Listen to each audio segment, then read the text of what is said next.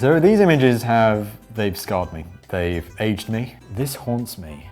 It literally haunts me the more that I look at this. Oh, my favorite. Oh, but there are so many problems with this. Oh, wow. Hello.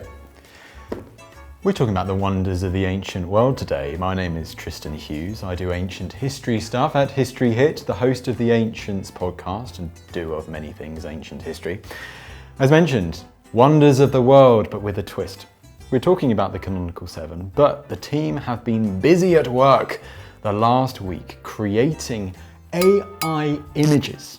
That's right, AI images of these seven architectural triumphs of ancient history. The Hanging Gardens of Babylon, the Lighthouse of Alexandria, the Great Pyramid of Giza, the Temple of Artemis at Ephesus, the Mausoleum of Halicarnassus, the statue of Zeus at Olympia, and last, but certainly not least, my personal favourite, the Colossus of Rhodes.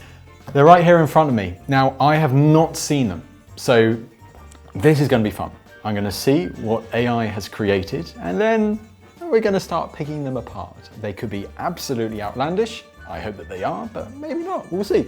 We'll give AI the benefit of the doubt and hope that we're not going to be all taken over by robots in the next 10 years or so. But anyway, without further ado, this is AI Wonders of the World, and let's get going.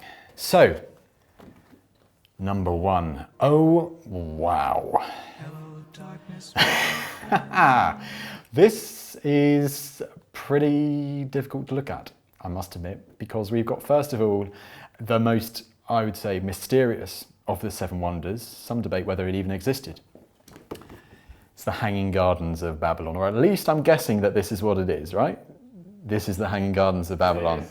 It is. Okay, yeah, where to start? Right.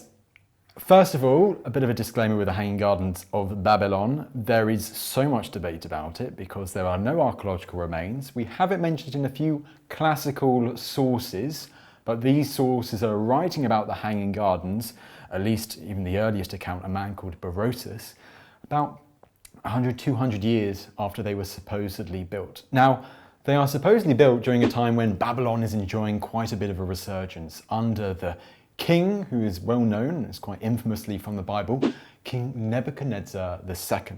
You might think of words like the Babylonian captivity, the sack of Jerusalem. These things are all associated with Nebuchadnezzar II. But he was also a great lover of amazing architecture. The story of the Hanging Gardens supposedly is that he built them for his wife, who was from Media, which was a land to the northeast in modern-day Iran, in just south of the Caspian Sea, that area, east of the Zagros Mountains.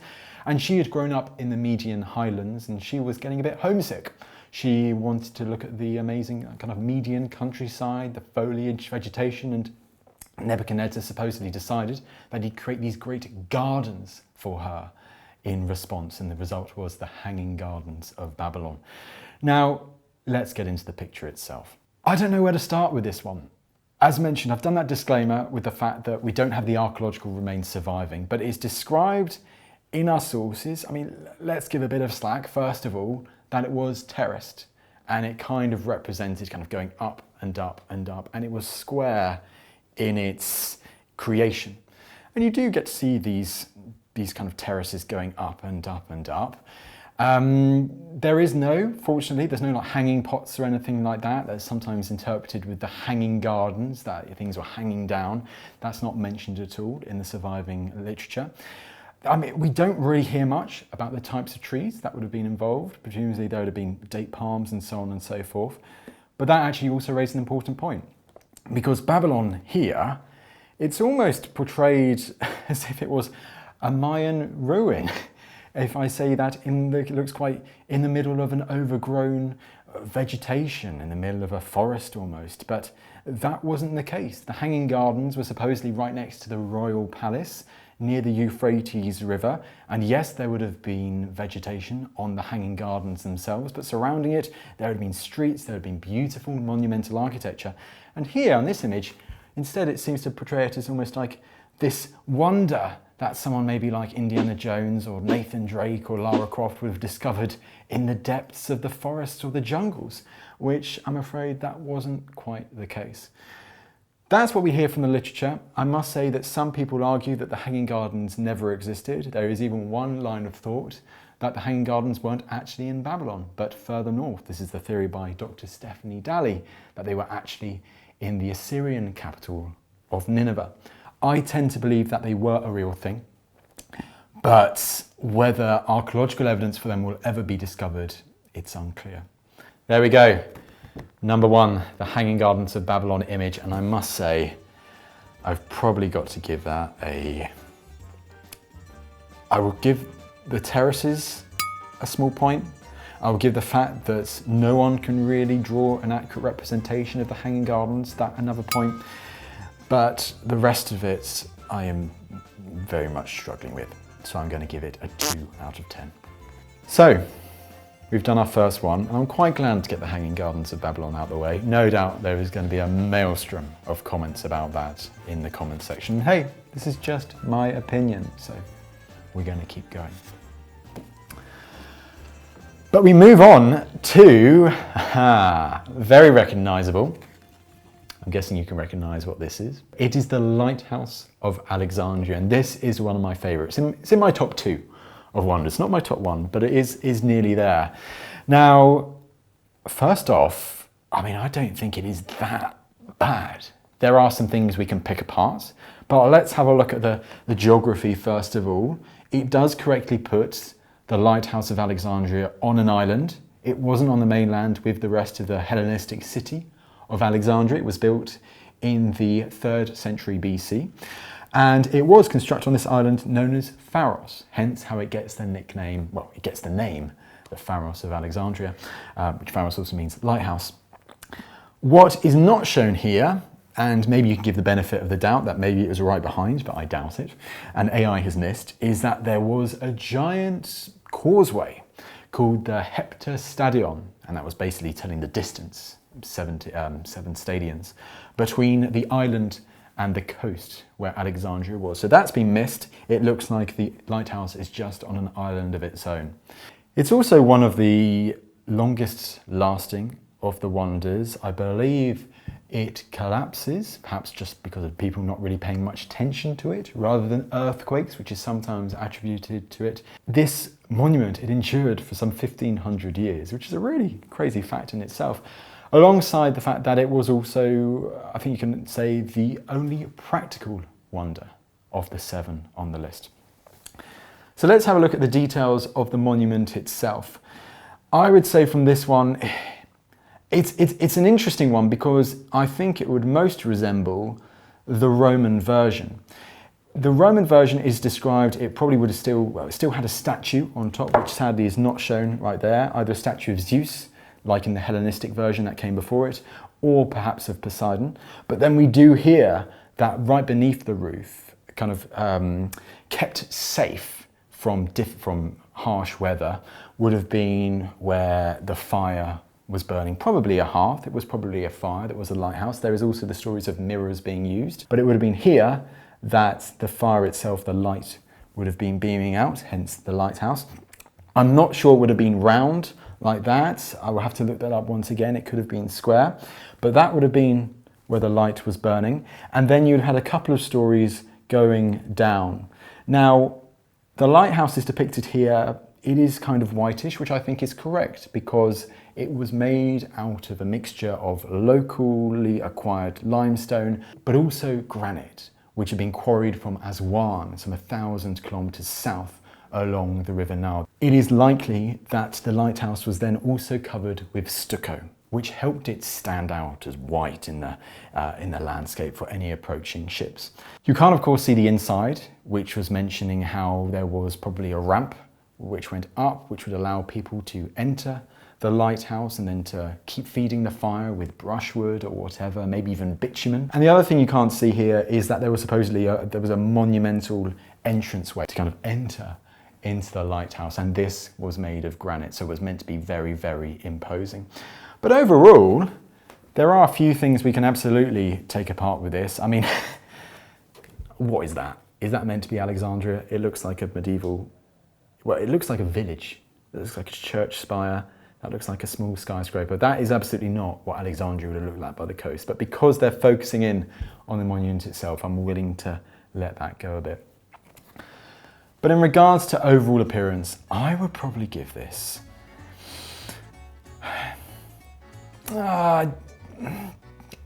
6. 5 or 6 out of 10. 5.5 out of 10. I'm being harsh, but maybe not. Who knows? People can disagree in the comments if you want. But anyway, let's keep going on. I've been rambling on too much. Oh, wow. Oh, my God. Yeah. You know, this is... I don't know which one this could be, because it could be two. It's like a mixture of two.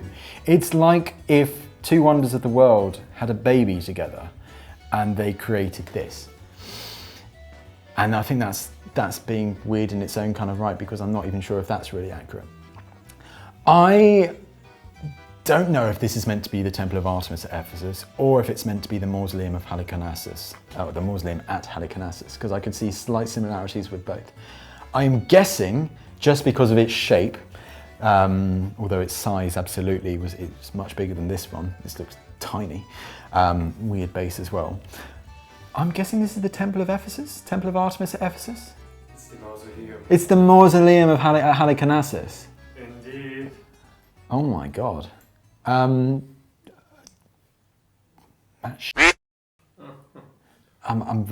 sorry for my language there, but I'm afraid that is absolutely dreadful. What are they thinking? Wow. Yeah, okay. Mausoleum of Halicarnassus, going back to the background, created in the 4th century BC by the ruler of Halicarnassus, which is modern-day Bodrum in southwest Turkey, by a ruler, King Mausolus, but not exactly actually King Mausolus himself. It was his wife, Queen Artemisia, who was also his sister. So it was a brother-sister marriage. Nasty. But apparently after Mausolus died, Artemisia, she loved her brother so much that she ordered the building of a beautiful tomb for him. Yes, we get the word mausoleum from the tomb of Mausolus, the Mausoleum of Halicarnassus. So Mausolus, that was his main legacy, the name Mausoleum. It was designed, well, Artemisia, she brought in the best sculptors and architects from the Central Mediterranean, the Aegean, the Greek world at that time.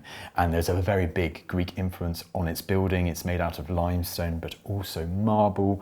And they spent years creating it. And one of the big problems with this is that the Mausoleum of Halicarnassus, one of the big things it's famous for is the amount of freestanding statues. Beautiful depictions of Greeks fighting Amazons, perhaps also depictions of Mausolus's court, getting an idea of the court of Mausolus as the king of Halicarnassus, as the ruler of Halicarnassus. He was a Persian satrap. He was under the domain of the Persian Empire, so I don't know how much we can say king, but we can certainly call him a ruler.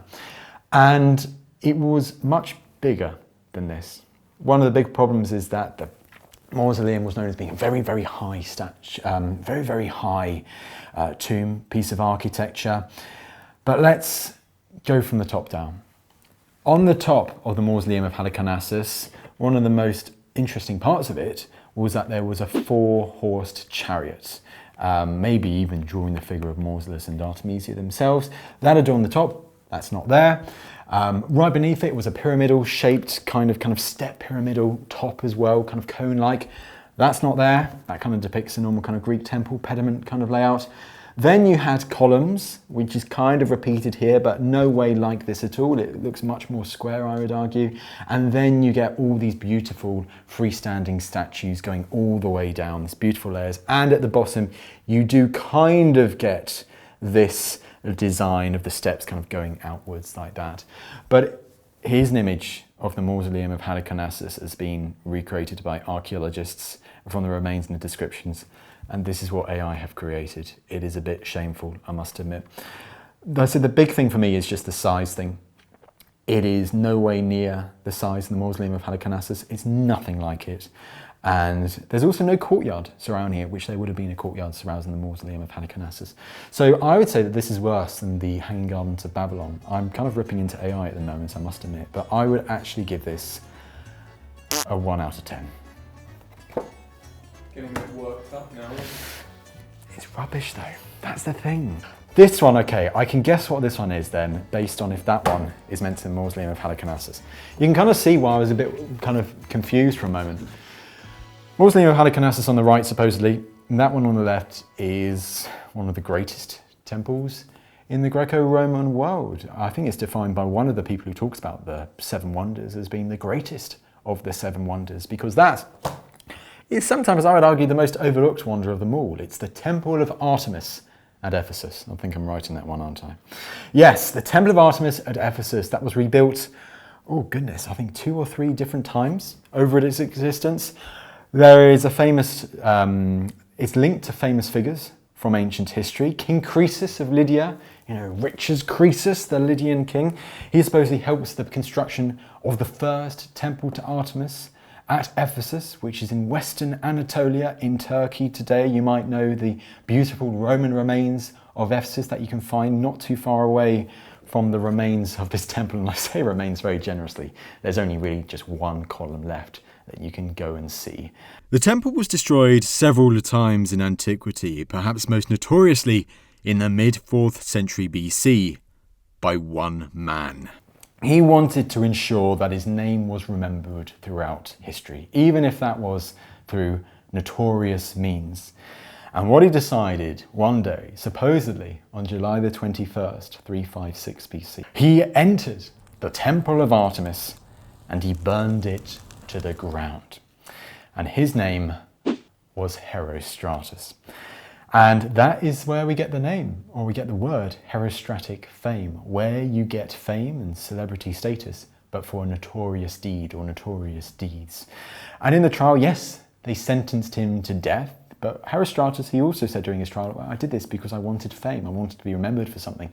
And the Ephesians then decreed that no one could ever mention Herostratus' name again. Later historians did actually mention that the first Temple of Artemis was burnt down by Herostratus because they thought, it's worthy of comment that this figure did this act. So hey, the passing of time makes people more open to talking about figures previously condemned.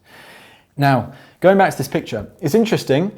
It very much represents a Doric-style temple. You can see obviously the metopes and the triglyphs, the very iconic of Doric-style temples today. Look at the outside of the Parthenon, or the Temple of Zeus at Olympia, the metopes depicting the 12 labours of Zeus, and in them you would have had a mythological scene being shown.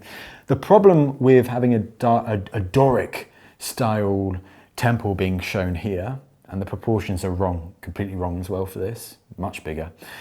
But the main thing is because the Temple of Artemis that we remember, arguably is the wonder of the world, was the one that was rebuilt following the destruction by Herostratus. But the archaeological remains we have for it suggest that there was Ionic columns all around the edges of that temple rather than Doric. So that is one point to really highlight that this is incorrect. Obviously, also you have the pediments there, classic Greek temple, but there's nothing in it. There's no statues or anything in that in it. It would have been adorned with all these beautiful statues and so on. This was renowned as the greatest of the 7 wonders of the world for its size, but also probably because of its beauty too, and the sculptures that it would have shown. So I've got to take out a couple of points for that. However, it has got the general gist of an ancient Greek temple there, so I want to give it at least a few points. It's much better than this. Better than this? I don't know. I'm going to quickly move on from this one now because I want to get on to the next one, but I would probably give this, being generous, I'll give it a 5 out of 10 as well. So, moving on. Oh, my favourite. But there are so many problems with this. Oh, wow. It's the Colossus of Rhodes. There's no mistaking this, unless they've had a field day with the statue of Zeus at Olympia, which I somehow doubt it. This is meant to be the Colossus of Rhodes. Now, this idea of a great statue overlooking the sea might be recognisable to quite a few of you who've watched Game of Thrones. The great statue that overlooked the port of Braavos, yes, I know my Game of Thrones stuff, in Essos, I believe, not Westeros. It has a big statue of a man and he's holding a torch upright, and that is very much based on medieval depictions of the Colossus of Rhodes. I think it's with one leg each side of the harbour entrance. That's the idea we sometimes get of the Colossus of Rhodes. No evidence for that, almost certainly not true, but that's probably what you immediately think of when you see a statue like this. Is a good parallel to think of. Now, there are absolutely quite a few problems with this, but before we get into it, we're going to talk about the background, because I love the Colossus of Rhodes. It is my favourite wonder, and it should be yours too. Now, the reason why I think that is because it was built during an absolutely amazing time of ancient history. I would argue the greatest time of ancient history, the coolest time, the most manic and chaotic time, which was the aftermath of the Wars of the Successors, which was following the death of Alexander the Great. Alexander the Great, he's gone, he's conquered the Persian Empire, he's gone as far as India, and now the new centres for these followers, these people who succeed Alexander the Great, is in the Eastern Mediterranean. It is places like Alexandria in Egypt. You also get places like Antioch in Syria, and all of a sudden, these city-states like Rhodes, that were in the past, maybe seen as being on the periphery, they are now right in the centre, and they're on the centre of important trade routes connecting the Eastern Mediterranean with the centre, and that maritime supremacy allows Rhodes to rise in its strategic and economic importance. And that results in a great siege of Rhodes in the late 4th century BC by a man called Demetrius the Besieger. Really cool name, but not so great for Demetrius with this siege, because it is a David versus Goliath story. At the time of the siege, Demetrius is one of the most powerful figures in the world. He is in a leading faction of the successors, the Antigonids. His father's a man called Antigonus the One-Eyed. That's another cool story, which I'll tell you about another time. But he goes and he fights the city-state of Rhodes. The Rhodians initially tried to treat with him. Then they decide, no, hang on, we're going to fight. We're going to fight for our independence. And they managed to fend off Demetrius's attacks on the city. He builds great siege engines on land, like the city takers, things like the Helepolis, but also great siege engines on the ships. He tries maritime attacks with his great navy through the harbour of Rhodes. They're fended off. He then tries a land assault. Those are fended off. He tries to dig beneath the walls. That's fended off too. And ultimately, after a year, he is unsuccessful and he's forced to reach an agreement with the Rhodians and then sails away. And this is a huge moment in the story of the city-state of Rhodes. It's the moment they cherish, that they were able to fight against this superpower and win against this great successor. And one of the things they do in the aftermath is they oversee the building of a great bronze-clad statue to their patron god Helios, the god of the sun. And this statue was completed in the early 3rd century BC and only stands for some 50 years, but it stands near the harbour of Rhodes, and I stress near. It is not on an island, as this AI image suggests, first and foremost. It is not on an island. The whole stance of the Colossus of Rhodes we also do not know anything about, because there are no contemporary descriptions of the Colossus of Rhodes. Indeed, the only piece of literature that we might have that is contemporary of it being erected could be the remains of a dedication on the bottom, a small line of dedication. I can't remember the words now, but that doesn't talk about the size and position of the statue or its whereabouts. It would have had some sort of radius crown, almost certainly on top, which was very iconic of the sun god Helios. Nothing as is shown there. Regarding his clothing, whether he had such a 6-pack or an 8-pack on display, I mean, that is pretty insane, but you know, gods like to be portrayed as masculine young men, or masculine, very fit men at times for the male deities. So, I mean, that's not, I guess, not too far away from the truth, perhaps, but we don't know. It would have been clad in bronze, so I think the colour is kind of correct. Maybe not. It would have been gleaming much more in the sun. It would have been able to be seen from far off. But where exactly it was in Rhodes is unclear. It may well have been on the high point, on the Acropolis, overlooking the harbour. This idea that it was at the entrance of the harbour is very unlikely. What I would say is, once again, the depiction of Rhodes in the background, like Alexandria, is complete nonsense. I don't know what that is. It looks like initially it looks like a rifle bullet or a weird looking skyscraper. There you go, you got a church in the background as well. Rhodes notably Christian in the 3rd century BC, obviously not. So I would give the rating here of 4 out of 10. I'm afraid I'm being very, very harsh in these ratings, but I think they do deserve them. I'll say a quick thing on what happens to the Colossus of Rhodes, because it only stays up for some 50 years. It's the shortest lived wonder for it being in its initial form. But that's only the half-life of the Colossus. This is the great thing. It is still a great tourist attraction for people after it falls down in an earthquake. So it falls down, it's on its side, and then we hear accounts of people visiting Rhodes and seeing the remains of this bronze statue fallen down.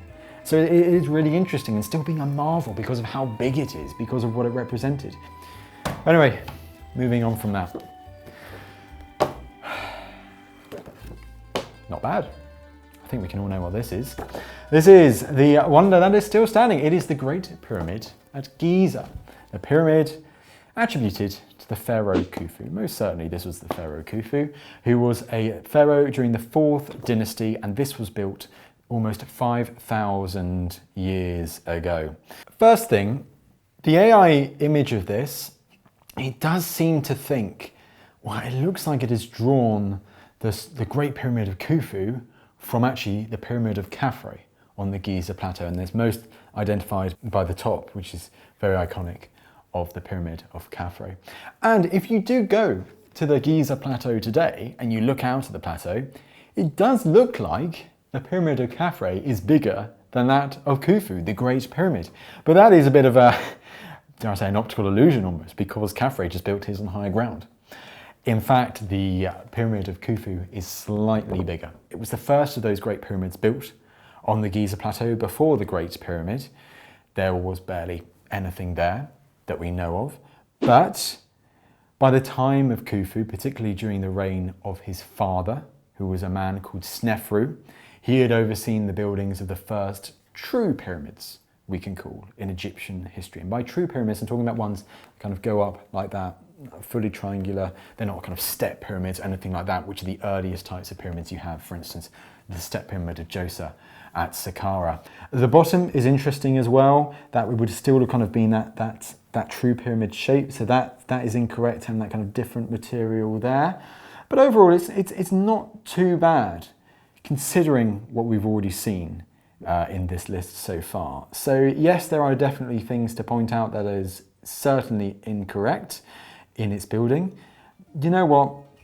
I can still give that a 6 or 7 out of 10 compared to what we've seen previously.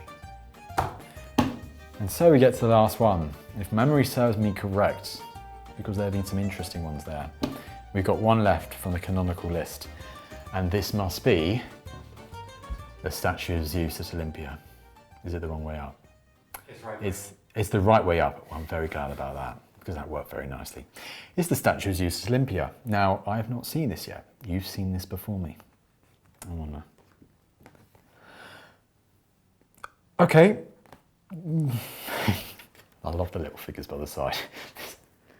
This one guy with hands on the hips just kind of like this, like, yeah, loving it. Okay, well, obviously there are issues with it. There will be issues with it, and we'll get into those. First thoughts though, not bad. Not bad at all. I feel like I'm a teacher and I'm rating work, but I kind of am. Not bad. So, a bit of background first of all. Statue of Zeus at Olympia, created, finally finished being created in the mid to late 5th century BC.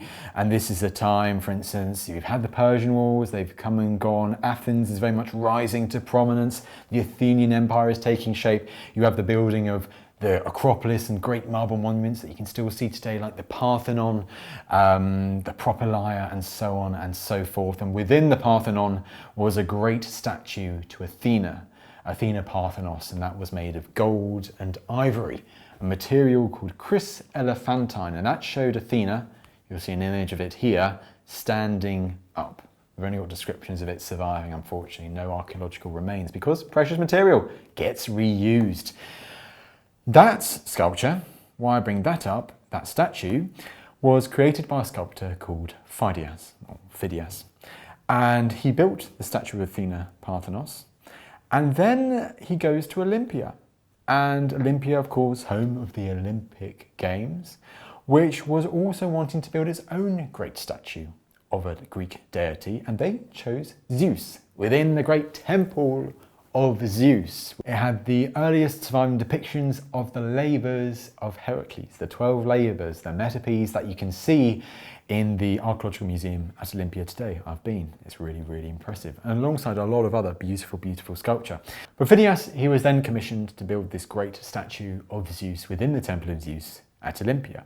And once again, it was made of chrysoelephantine, which was a mixture of gold and ivory. And the end product was a seated Zeus figure, a monumental seated Zeus figure. I think it was some 12 meters high. It was basically bigger than the Athena Parthenos statue. And it was almost as if Phidias, he was trying to outdo himself with the construction of the statue of Zeus at Olympia, the great statues he could make. I mean, it's not too bad a depiction. We will go through the issues with it. Drapery, interesting.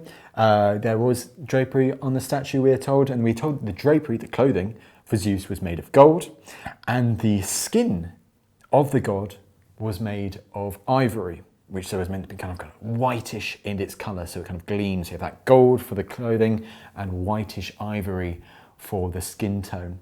And he was seated on a throne, and on this throne you have beautiful depictions of mythological scenes. I believe there's also a depiction of a winner at the Olympic Games being crowned too, so hence pointing out to the Olympic Games that were held within this sanctuary. What is interesting and what is not shown in this picture is what Zeus was holding. He was holding in one hand a sculpture of the goddess Nike, of victory, and in the other hand he was holding a scepter with an eagle on top. Both of those are described, neither of those are being shown in this image. Instead, he has his hands firmly clasped to the sides of the throne. So the throne itself is lacking in detail. I have no idea what those patterns are supposed to be at the bottom. That just shows with AI, the detail of AI is where it really, really struggles, and evidenced here. One thing that is also not shown, but you can kind of get away with it because it would have been outshot, was that there was a pool of olive oil in front, and that was kind of to keep the ivory moist, is believed to be. And also the roof. There's a bit of a translucent roof on top. So once again, you get this real sense that this statue would have been gleaming in the light that kind of went through onto the statue. I've just noticed that his left hand got six digits. 5 fingers and the thumb just looks really unhealthy. That is pretty horrific. And 6 toes as well. When you look at that. Zeus with 6 toes and six fingers. So the statue itself, not too bad. You know, it's a good C grade, I would say, maybe C+, because you can see that they put some effort into it. You know, it's just that they haven't put effort into other areas. So I would give that probably I can't go higher than a 6.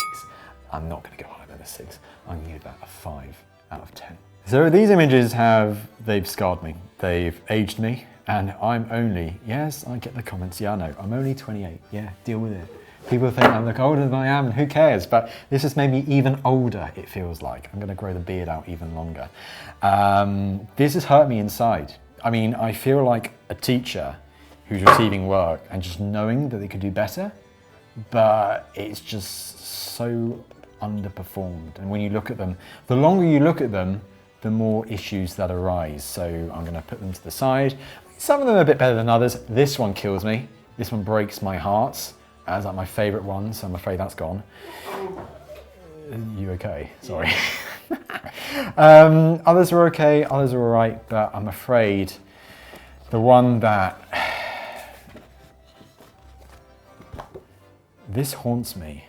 It literally haunts me the more that I look at this, and I just do not want this in existence anymore. Yeah, people are telling me to chuck it, but actually I want more than that. It's gone. And I'm afraid it's gone. I'm not going to eat it as well, it's barbaric. People are telling me to eat it, not, but this is what it deserves to be.